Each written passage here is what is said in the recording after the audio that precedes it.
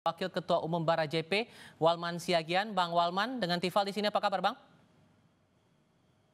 Baik, sehat. Terima kasih sudah bergabung bersama kami. Sementara di studio Kompas TV juga sudah bergabung bersama kami Kuasa Hukum Roy Suryo, Ahmad Kozinudin. Bang Kozi, apa kabar? Baik, alhamdulillah sehat. Terima kasih sudah mau datang ke studio Kompas TV kali ini.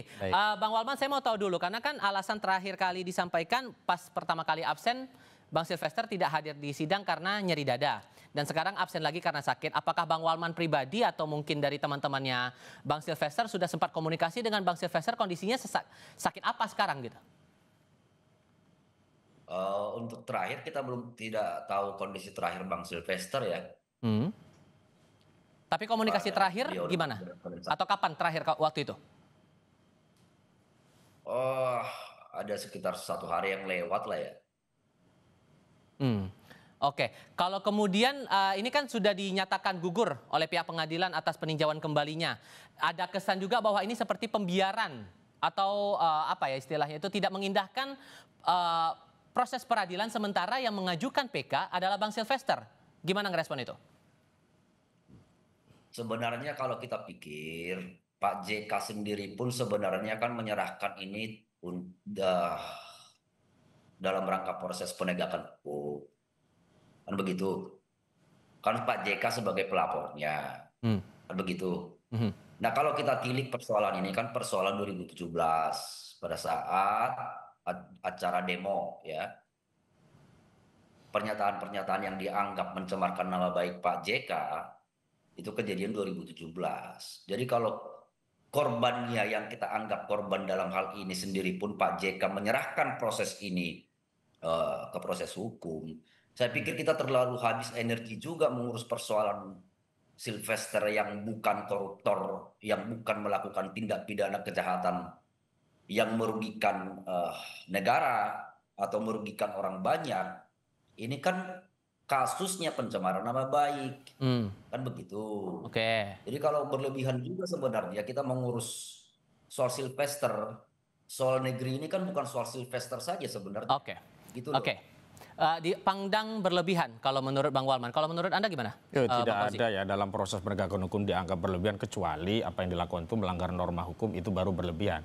Dan saya kira perdebatannya hari ini bukan lagi soal apakah fitnah itu anggapan atau sekedar itu persoalan dengan keluarga JK. Memang ini tidak ada lagi kaitannya dengan keluarga JK karena sudah putusan. Jadi saya katakan ini Sylvester Matutina ini penjahat, terpidana. Kejahatannya apa? Mencemarkan, memfitnah pasal 311 KUHP yang sudah divonis 1,5 tahun sejak 20 Mei 2019. Artinya sudah ada 6 tahun pembiaran. Jadi saya katakan ya statement dari Kejagung tadi tidak bernilai ketika dia menyatakan tidak melakukan pembiaran sepanjang tidak segera melakukan eksekusi, terlepas eksekutornya adalah Kejaksaan Negeri Jakarta Selatan. Dan perlu diingat sudah hampir sebulan loh persoalan ini kami persoalkan karena pertama kali kami mendatangi Kejaksaan Negeri Jakarta Selatan itu 31 Juli 2025. Kami persoalkan kenapa ini kok tidak segera dieksekusi. 4 Agustus sudah ada respon, katanya sudah diundang. Kalau tidak datang, ya Kejagung menyatakan akan dilakukan upaya paksa. Kenapa dari 4 Agustus sampai hari ini tidak terjadi upaya paksa? Dan sekali lagi, persoalan PK atau tidak PK itu tidak ada kaitannya dengan eksekusi. Mau PK, mau tidak PK, eksekusi harus dijalankan. Apalagi ini sudah terjadi 6 tahun pembiaran oleh Kejaksaan Agung. Dan mana negara wibawanya? Kan, nah, kalau sekarang kita melihat faktanya, Silvester yang mengajukan PK tapi dia 2 kali juga tidak hadir. Ini Anda menangkap kesannya apa? Saya menduga kuat nih orang ini mencret ini, sakit berat ini, ketahuan apa nih? ini. Kita lagi live. Ya, makanya dia ketakutan. Karena itu saya ingin tegaskan kepada aparat penegak hukum, jangan kalah dengan Sylvester Matutina. Dia sudah melakukan tindakan penghinaan kepada wibawa hukum peradilan. Dia yang melakukan PK, dia nggak datang alasan sakit, tetapi sampai hari ini dia masih bisa berkeliaran. Saya ingin tegaskan, kecuali kalau hari ini Sylvester Matutina tidak diketahui alamatnya, tidak diketahui keberadaannya. Nah, buktinya kawan-kawannya masih berkomunikasi. Artinya apa? Negara kalah ini dengan Sylvester Matutina. Dan ingat, saya tidak sedang membela wibawa kehormatan Pak JK. Karena ini sudah tidak ada kaitannya dengan Pak JK. Karena Pak JK sudah menyerahkan kepada hukum dan hukum sudah berproses, sudah ada putusan inkrah 1,5 tahun. Dan sekarang negara harus hadir. Nah, bukti negara hadir itu yang menjalankan eksekusi. Kalau Kejaksaan Agung ya tidak segera memerintahkan jaksa dan terjadi eksekusi, bukan sekedar memerintahkan, terjadi eksekusi, berarti Kejaksaan telah melanggar undang-undang. Begitu. Jadi sesungguhnya kalau Bang Walman sendiri mewakili Barajp, ini kan udah vonisnya udah inkrah. Jadi pengennya gimana terhadap Bang Sylvester ini? Karena kan tadi udah dibilang alasannya sama Bang Kozi, 6 tahun ada pembiaran di sini. Ini kan saya bilang tadi, soal pembiaran atau tidak pembiaran itu kan kita tidak tahu. Kan begitu. Apakah kejaksaan benar-benar membiarkan Sylvester tidak dieksekusi atau tidak?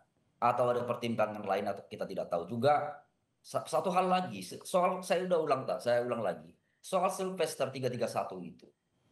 Kan begitu. Kalau kita bilang bahwa Kejaksaan Agung ketakutan untuk melakukan Sylvester, banyak orang besar kok di Republik ini yang sudah dieksekusi oleh Kejaksaan Agung. Dalam hal kalaupun harus kewenangan dilimpahkan ke Kejaksaan Negeri Jakarta Selatan, saya rasa bukan hal berani atau tidak Kejaksaan Agung itu. Gitu loh. Oke, sehingga kalau menurut Anda nanti akan ada proses eksekusi setelah gugur ini gimana? Harus kita lihat.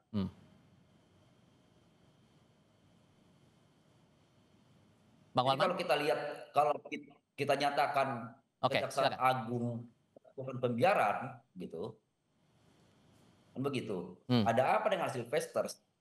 Kan begitu. Sylvester siapa yang harus dilakukan? Tahu juga banyak pembebasan Republik ini lakukan eksekusi terhadap putusan pidananya.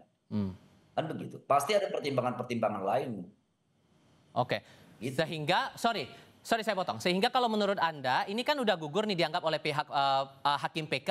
Kalau kemudian setelah gugur ini pengajuan PK-nya kemudian Kejaksaan Agung akan langsung mengeksekusi, menurut Anda tidak masalah atau perlu ada prosedur lain? Soal PK ini kan sudah bisa debatable. Kan begitu. Digugurkan dalam hal apa? Apakah Sylvester tidak bisa memohonkan ulang lagi ke PK itu? Kan belum masuk terhadap proses perkaranya. Proses persidangan PK-nya. Belum diuji PK-nya. Kan permohonan yang digugurkan. Bisa atau tidak nanti Sylvester untuk mengajukan PK? Kan masih dimungkinkan. Gitu loh. Oke, atas masalah Pak Sylvester ini teman-teman relawan Jokowi juga punya atensi sendiri nggak sih? Soal kasus Sylvester kita serahkan terhadap proses hukum. Kan begitu. Tapi soal pemidanaan ini jangan sampai orang dalam nanti di putusan pidananya apabila Sylvester memohonkan ulang peninjauan kembalinya dipidana padahal tidak dapat dibuktikan menjadi terpidana. Begitu. Kita harus akui peradilan Republik ini kan tidak semuanya bagus-bagus juga. Ini kan menghadiri peradilan sesat juga PK ini harusnya, begitu loh. Sehingga Bang Kozi kalau terpidana, menjalani pidananya ternyata diputuskan di kebenarannya tidak bersalah, siapa yang tanggung, begitu loh.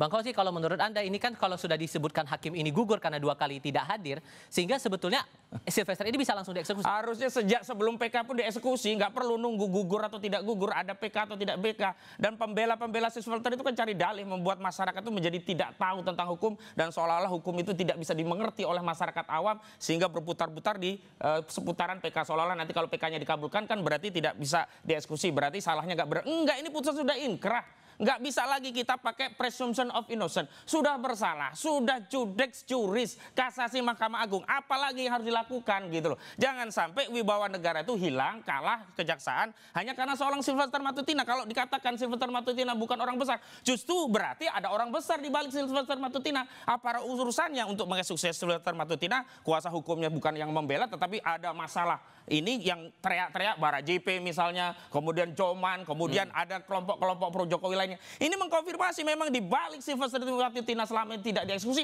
ada saudara Joko Widodo yang sebelumnya jadi presiden yang nggak bisa mengeksekusi karena halangan politik, yakni sosok seorang presiden Joko Widodo. Dan hari ini Jokowi bukan lagi presiden, karena itu tidak ada lagi alasan untuk PKU untuk segera mengeksekusi kasus ini. Karena Anda sudah menyinggung Bang Walman, sebetulnya Pak Jokowi ini juga menaruh atensi tidak? Karena kan Bang Sylvester juga simpatisannya Pak Jokowi dulu. Apakah Pak Jokowi juga punya atensi di sini? Ya mending Pak Sylvester menyerahkan diri atau ya udah jalanin eksekusi aja deh. Sebenarnya kalau kita semua arahkan ini ke Jokowi nggak fair juga, ya kan? Jangan setiap hal juga kita arahkan ke Jokowi, kan begitu? Ini persoalan pribadi Sylvester pada tahun 2017, kan begitu?